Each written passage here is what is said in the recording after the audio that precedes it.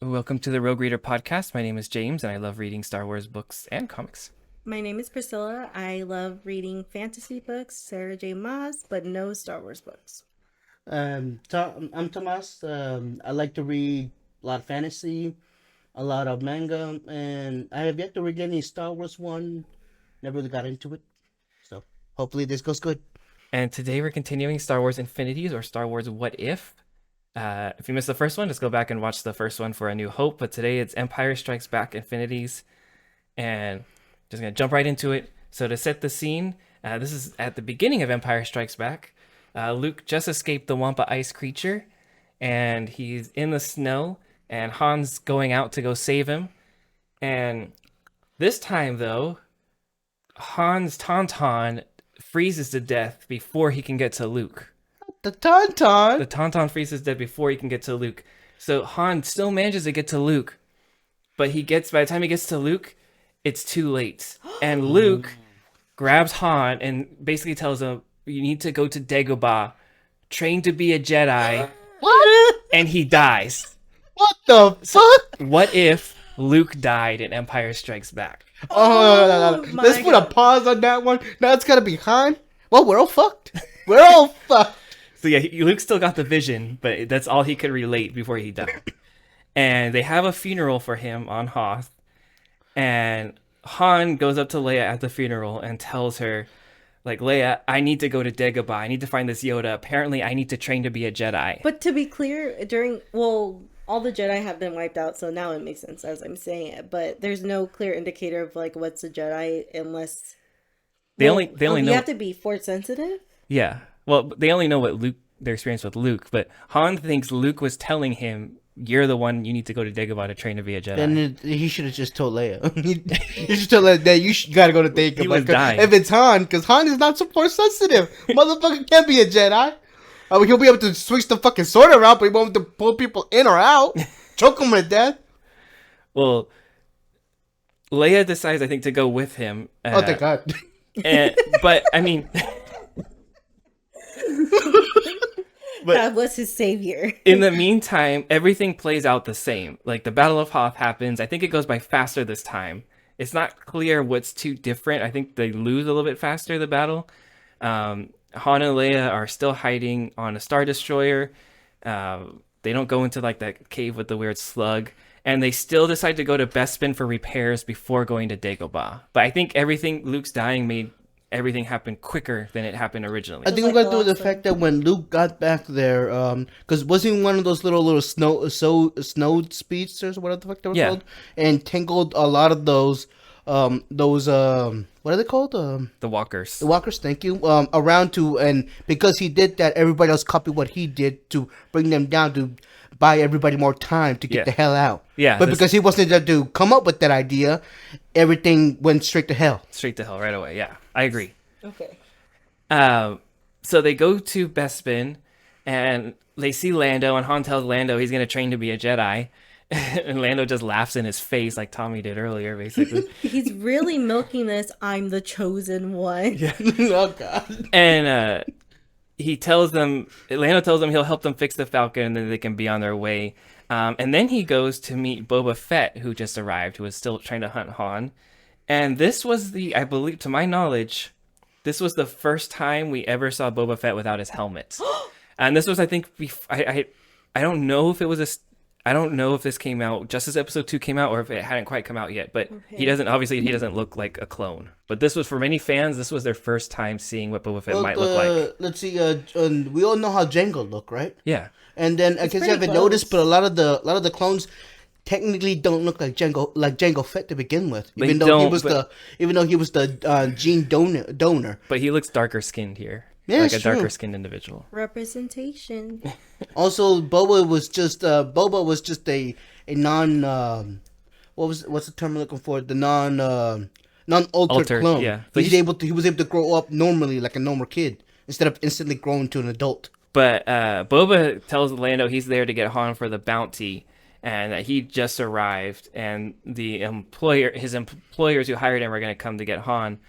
And so Lando doesn't know that Boba works for the Empire. He's assuming this is for Jabba the Hutt.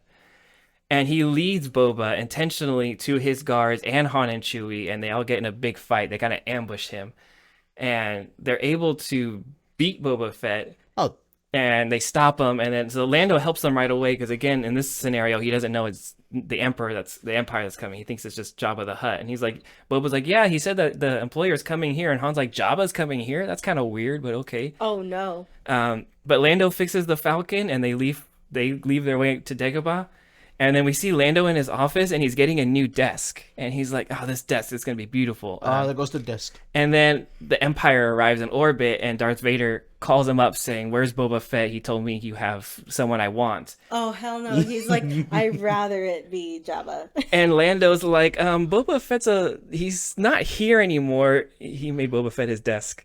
Oh god. Interesting. Yeah. That's a little mess. Morbid. I mean, you kind of had to come in. Do you ever think how many people Boba Fett put into those kind of things? I mean, come on, he had to come. And then Vader tells Lando, "Was like, well, I can tell you're lying if it looks like you lost them, and Boba guaranteed you would have them here." So Vader has Bespin destroyed, and Lando dies. Just because he lied. Yeah, Yeah. Basically, that's what Vader does. You lie to Vader, he kills you. He doesn't. No, he doesn't take an arm or a Lando's leg or cape anything off. goes fluttering away. What goes fluttering? His cape. You know how Lando likes It to wear capes? survived. The cape survived. Somehow the cape survived. How the hell does that work? It's indestructible. Han arrives at Dagobah, and they approach Yoda's hut. And Han is like really getting into this. He's like, my force sense says something's dangerous here.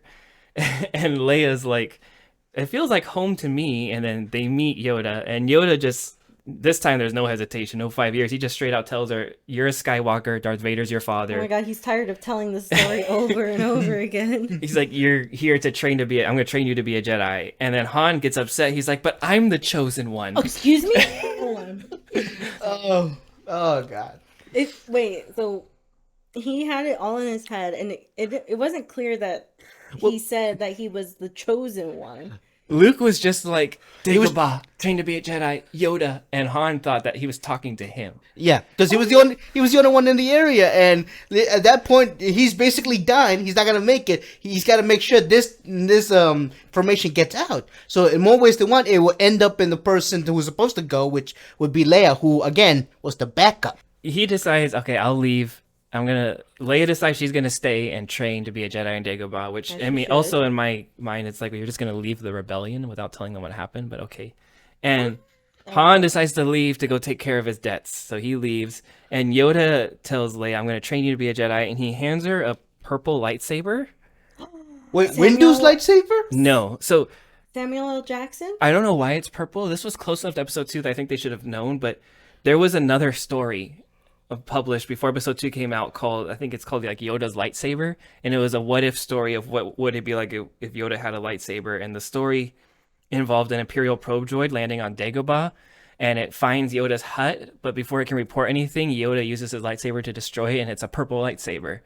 And it was just a fun little like what if story. And I was like, the ending of that one, he uses the probe droid's leg to do his stew, and he's like with like the probe droid's leg. But What a gross character. but I think this is like a reference to that Yoda early on, they thought he might have had a purple lightsaber Huh.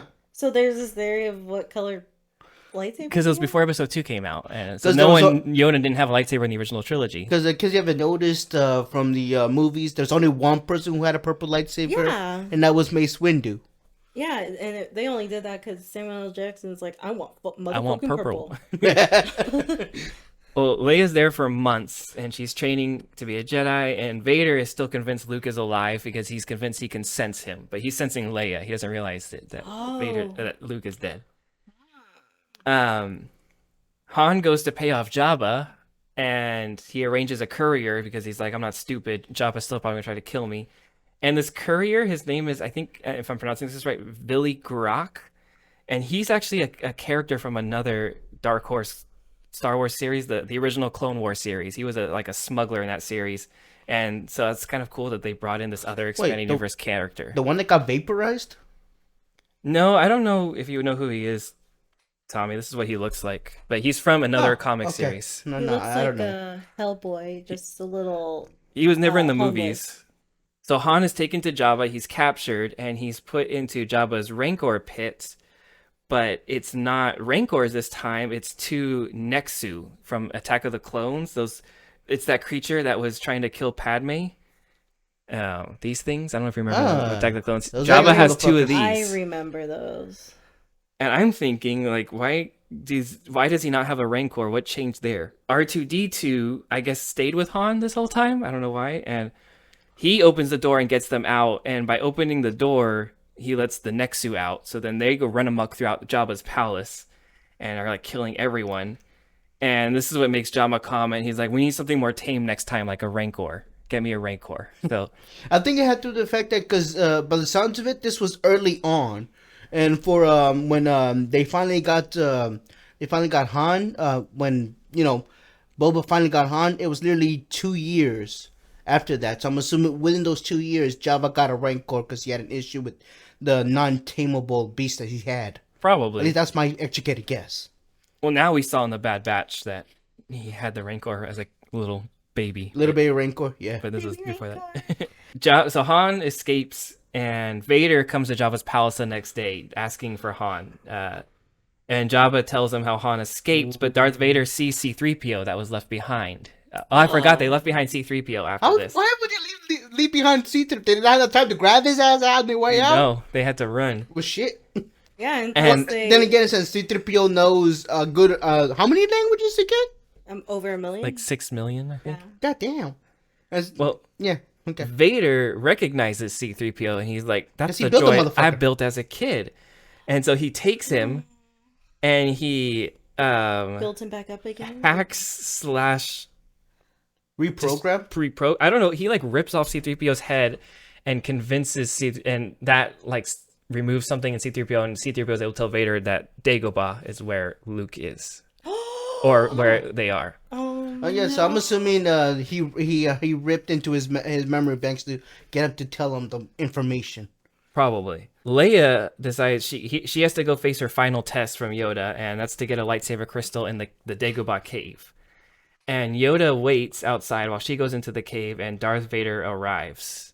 And he approaches Yoda, and he asks Yoda, where's my son? And Yoda attacks Darth Vader with the Force. And through this weird thing, he enters Darth Vader's mind.